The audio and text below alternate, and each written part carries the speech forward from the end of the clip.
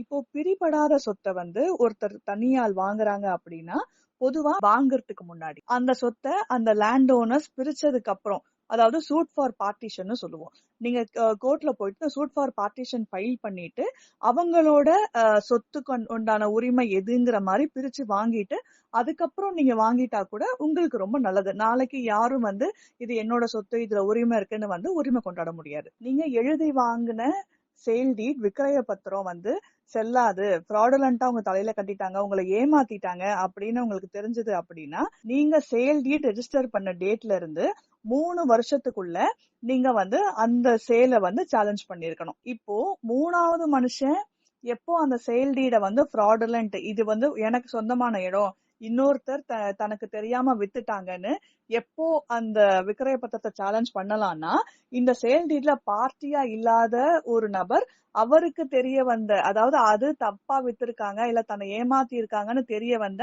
அந்த நிமிஷத்துல இருந்து 3 வருஷத்துக்குள்ள அவங்க வந்து அந்த சேல் டீட வந்து சேலஞ்ச் பண்ணி அந்த சேல் டீட கேன்சல் பண்ண வைக்க முடியும்.